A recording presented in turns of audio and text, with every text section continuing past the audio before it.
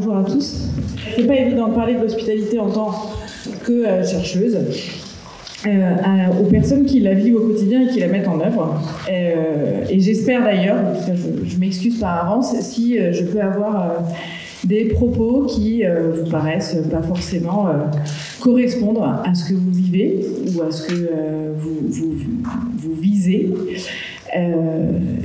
Et juste pour expliquer le pourquoi de mon propos, moi, quand je suis arrivée sur ces sujets-là, en fait, j'ai travaillé 10 ans dans le champ associatif. Avant d'arrêter en 2015, avant de quitter mon emploi en 2015 pour revenir à des questions de recherche. Quand j'ai découvert ces pratiques individuelles, solidaires, citoyennes, on met le mot qu'on veut, c'était à l'opposé de ce qu'on m'avait dit de faire en tant que salarié. Et donc, ma première réaction a été une interrogation de ce qui se mettait en place, en termes, on va voir pourquoi le terme hospitalité, mais de ce qui se mettait en place en termes d'aide et de solidarité. Et en tant que chercheuse, j'ai décidé de travailler. Alors, j'ai beau faire de la sociologie des migrations, c'est un peu faux en réalité, parce que je ne m'intéresse pas aux personnes en situation de migration, mais je m'intéresse exclusivement aux personnes qui aident les personnes en situation de migration. Quand j'ai découvert tout ce qui se mettait en place auprès des personnes en situation d'exil, à Paris au départ, et plus spécifiquement auprès des jeunes exilés, et encore plus spécifiquement sur la dimension de l'hébergement citoyen,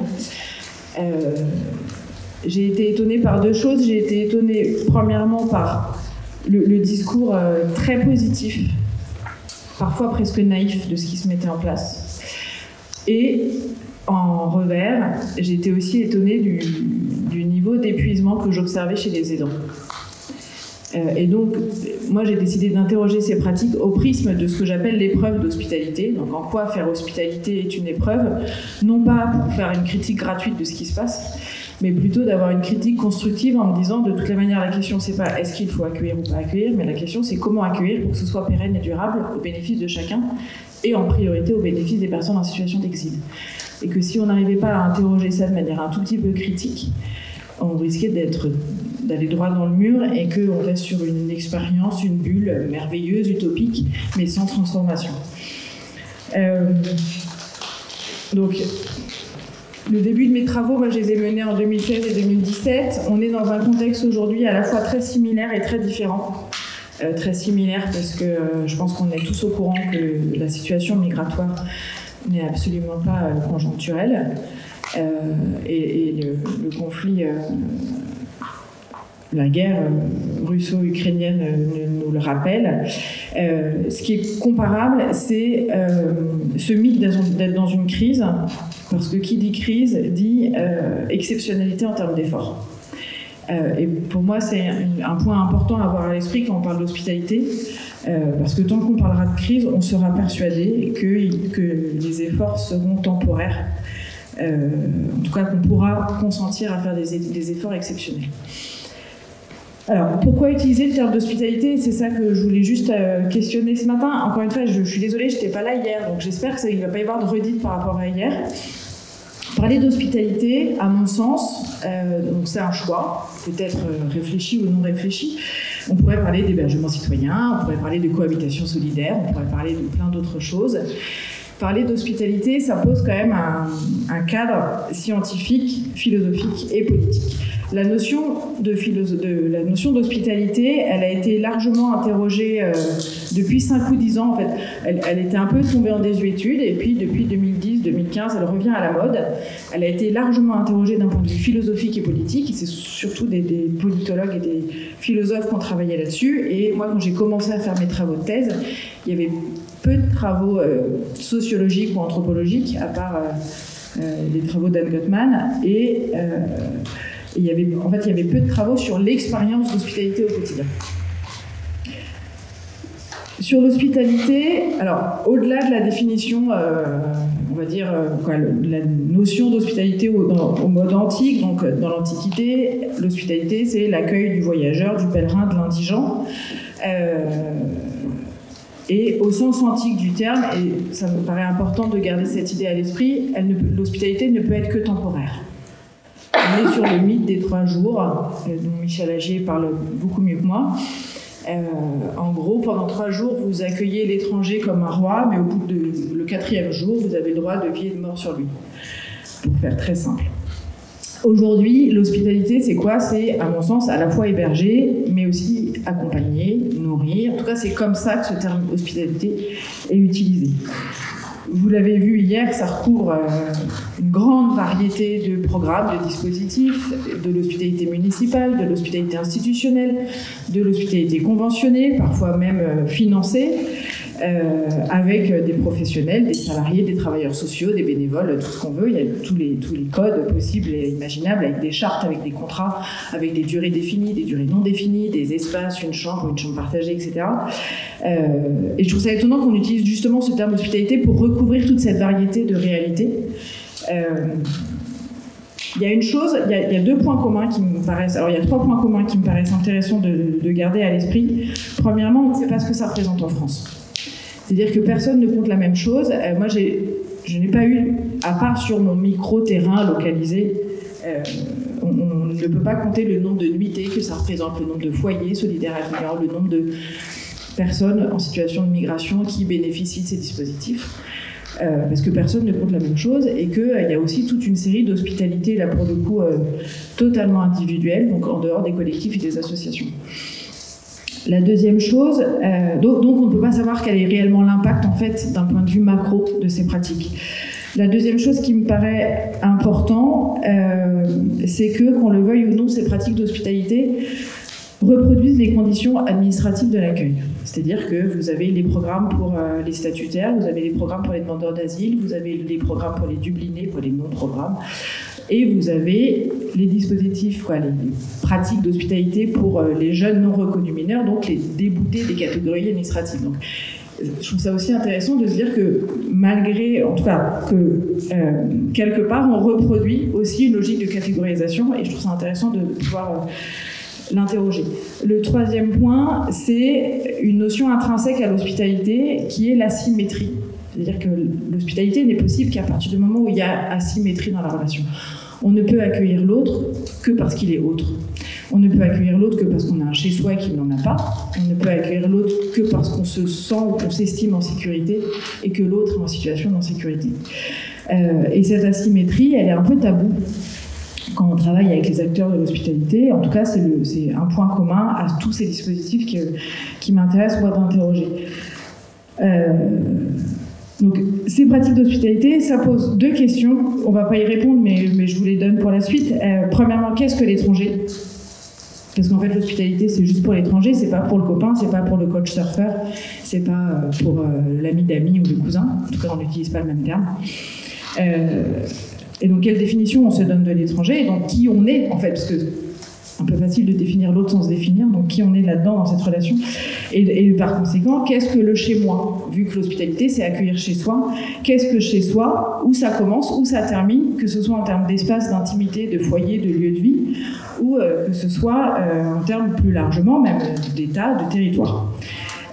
L'hospitalité inconditionnelle, donc, pour donner aussi quelques repères, philosophiquement, mais je crois que vous en avez parlé hier, il y a l'hospitalité conditionnelle et l'hospitalité inconditionnelle. L'hospitalité conditionnelle, c'est que j'invite quelqu'un que je connais. L'hospitalité inconditionnelle, c'est le mythe qu'on accueille sans critères. C'est le mythe de la porte ouverte. Et je dis un mythe parce que c'est une loi originelle, pré-originelle même, pas possible dans la pratique. C'est-à-dire, quoi qu'on fasse, on a des critères, objectifs ou subjectifs. L'ensemble des collectifs et associations que je rencontre, si elles ont pu accueillir tout le monde les premiers mois de leur création, très vite, ils ont été contraints à un moment de choisir, de refuser, de sélectionner. Donc l'inconditionnalité, c'est un mythe qui doit être fondateur et qui doit rester fondateur, mais qui, dans la pratique, est inacceptable, et c'est bien là que ça va faire naître de la souffrance aussi pour les accueillants. Pour d'autres chercheurs, donc inconditionnalité et conditionnalité, ça c'est plutôt Derrida.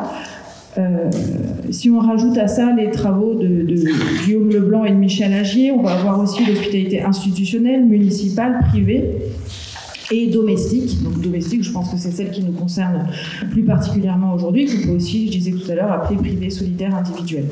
Ce qu'on avait essayé de faire avec Jérémy entre entre autres avec sa présentation hier, c'est aussi d'essayer de catégoriser un petit peu ces modes d'hospitalité. Il y a une nouvelle hospitalité dont vous n'avez pas parlé hier, moi qui m'intéresse, mais on n'en parlera sûrement pas aujourd'hui, c'est l'hospitalité relais. C'est plutôt celle qui est mise en place aujourd'hui pour les personnes arrivant d'Ukraine, donc à l'initiative de l'État, qui est aussi une réinvention et une réutilisation de dispositifs alternatifs et militants qui préexistaient à cette situation d'actualité. Pour être tenable, par conséquent, l'hospitalité, pour être tenable, supportable et renouvelable, et j'ai envie de dire renouvelable, c'est ce qui m'intéresse le plus, parce que en observant les foyers hébergeurs, foyers accueillants, je me rends compte qu'en fait, très vite, il y a un épuisement et un essoufflement qui s'explique par deux raisons. En général, l'expérience d'hospitalité est tellement attendue qu'elle met en souffrance. Elle est inattendue parce que, en fait, c'est la concrétisation quasi charnelle de quelque chose très émotionnel, très philosophique. Et en général, par la relation d'hospitalité et par l'expérience de l'hospitalité, va se jouer une relation à deux, c'est-à-dire un hébergeur, une hébergeuse, une famille hébergeuse, va rencontrer un hébergé. En général, c'est le premier ou le deuxième qui va être hébergé. Et avec cette personne, il va y avoir une relation d'hospitalité qui va naître et qui va perdurer au-delà de l'expérience de l'hospitalité. Et cette relation, qui va nécessiter des démarches d'accompagnement, va être tellement nourrissante et en même temps tellement prenante qu'en général, les hébergeurs vont arrêter d'héberger pour se concentrer sur cette relation d'hospitalité. Ce qui, moi aussi, me fait m'interroger sur ce qu'on appelle la politisation du proche ou la politisation par la personnification. C'est-à-dire que quelque part derrière aussi, il y a qu'est-ce que ça invisibilise politiquement ces pratiques-là et comment ça empêche un engagement au bénéfice d'une cause. En tout cas, à se concentrer sur l'individu, on risque aussi un désengagement de la cause. En tout cas, du discours politique sur la cause, et donc de faire évoluer les pratiques inhospitalières de l'État aujourd'hui. Donc, pour être tenable, supportable et renouvelable, l'hospitalité nécessite des règles et un questionnement permanent, ce qu'on appelle les conditions de l'hospitalité, pour ne pas renforcer cette asymétrie intrinsèque et pour aussi assumer cette question de la fameuse temporalité. Je parlais des 3 jours tout à l'heure.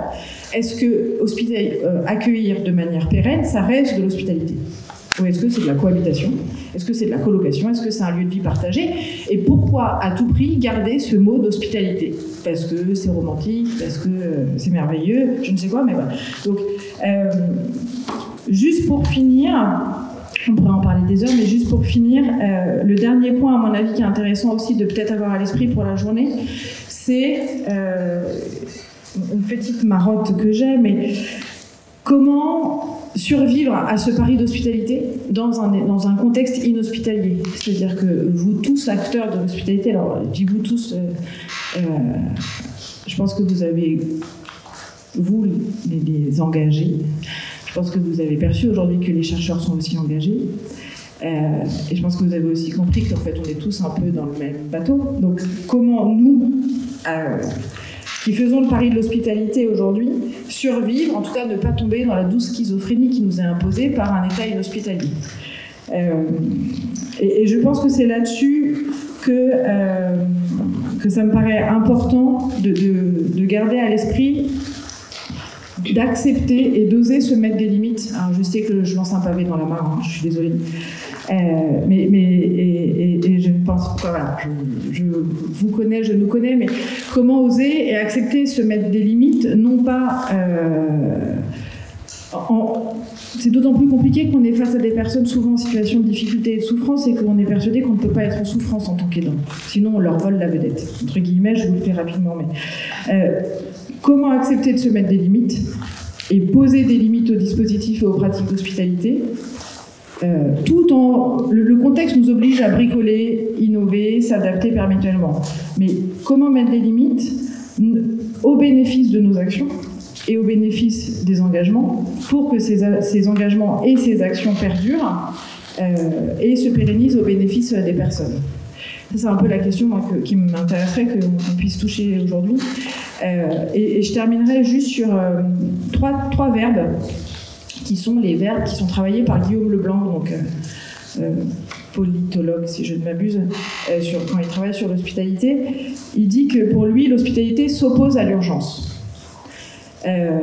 Et il interroge l'hospitalité avec trois verbes. Le premier verbe, c'est secourir.